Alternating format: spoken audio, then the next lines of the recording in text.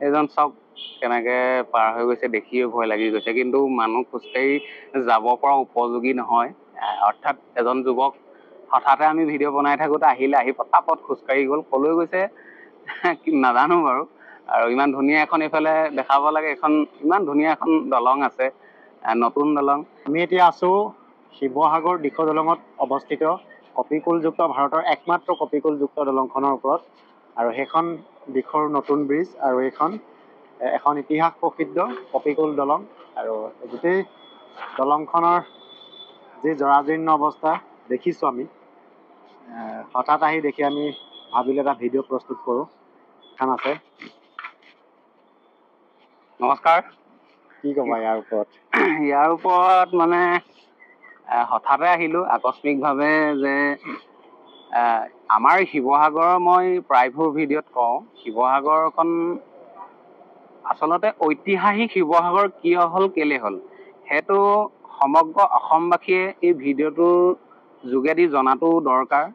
যি আমাৰ শিৱসাগৰ ডিষ্ট্ৰিক্টটো গোটেই ৰজাদিনীয়া বস্তুৰে ভৰা আৰু ভৰি আছে। সেইখন আমাৰ পুৰণা দলং, বা আমাৰ দেউতাহঁত জন্ম নোহোৱাৰ আগৰ দলং। এই পুৰণা দলংখন পুৰণা হৈ গ'ল বুলি ইয়াত জহি খহি গৈছে, কোনো মেৰামতি নাই, বা শিৱসাগৰবাসীয়ে নিজক নিজে লজ্জিত আৰু দুখিত। আচলতে এই বিষয়টোৰ ওপৰত মাত মতা, আমি মাত মাতো জনসাধাৰণ হিচাপে, জনসাধাৰণ বা সাধাৰণ এজন ব্যক্তি বা সাধাৰণ ল'ৰা হিচাপে মাত মাতিছোঁ।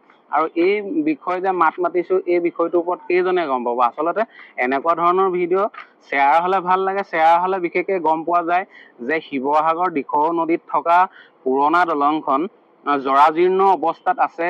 সকলো অসমবাসী ৰাইজে যাতে গম পায়, এনেকুৱা ভিডিঅ' শ্বেয়াৰ হ'লে খুব ভাল লাগে, আৰু নথৈ সুখী আৰু আনন্দিত হওঁ। আৰু এনেকুৱা ধৰণৰ ভিডিঅ' বনাবলৈ উৎসাহ পাওঁ, সাহস পাওঁ, প্ৰেৰণা পাওঁ। আৰু আজিকালি যিসকল ছাবস্ক্ৰাইবাৰ আছে, তেখেতলোকে কমেণ্ট নকৰে। নতুনকৈ বনোৱা দলংখন এই ফেঞ্চিং যিটো দুই কাষে দি থোৱা আছে, আগতে নাছিলে। ইয়াতে কিছুমান ল'ৰা ছোৱালী আত্মহত্যা হয় পৰি দি আহি, সেইকাৰণে ইয়াত মানে এই দুখন দিয়া হৈছে। আৰু জীৱনটো বহুত মূল্যৱান, আৰু এনেধৰণৰ কামবোৰ খুব বেয়া লাগে। আমাৰ সৰ্বসাধাৰণতে মানে শিৱসাগৰ ডিষ্ট্ৰিক্টটোত ৰংঘৰ, কাৰেংঘৰ, তলাতল ঘৰ, বা কমলদৈ পুল, বা আপোনাৰ আহোমসকলৰ দ্বিতীয় ৰাজধানী চৰগুৱা, নিশ্চয় নাম গম পাইছে আপোনালোকে, বা কিছুসকল লোক চৰগুৱালৈ আহিছে, বা নাম ডাঙৰ শিলৰ সাঁকো। শিৱসাগৰৰ যিবিলাক ঐতিহাসিক ব্ৰিটিছসকলৰ বা ৰজাদিনীয়া বস্তুবিলাক আছে, সেই বস্তুবিলাক কিছুমান দুখ লগা ঘটনা ঘটি যোৱা নিচিনা হৈছে। মই সিদিনা শিৱসাগৰ ডিমৌ কমলদৈ পুললৈ গ'লোঁ, তাত খুব জহি খহি গুচি গৈছে এই কমলদৈ যিটো পুল, আৰু যিটো শিলৰ সাঁকো। আমি গানতো শুনিছোঁ, বা সৰুৰে পৰা শুনিছোঁ, কিতাপে পত্ৰই বুৰঞ্জী ইতিহাসত লিপিবদ্ধ হৈ আছে। আৰু সেই শিলৰ সাঁকো ফাটি যোৱা পৰিলক্ষিত হৈছে।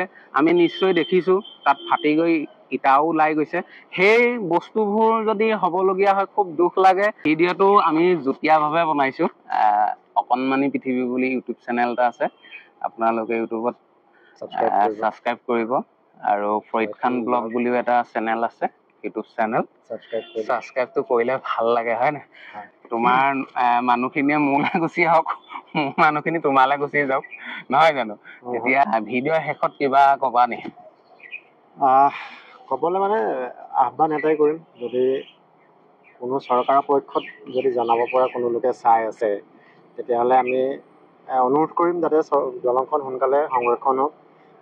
ইতিহাসটো মজবুতকৈ শিৱসাগৰত আমি মাজমজিয়াত অকণমান মানে নুশুনিবলগীয়া কথা এটা শুনিছিলোঁ এই দলংখনৰ ওপৰত। তুমি এনেই শুনিছিলা নি? মানে নিউজ চেনেলে হওক, কিবা মানে যিটো শুনিলে আমাৰ বেয়া লাগে, বা শুনিব নালাগে, শুনিব নালাগিছিল।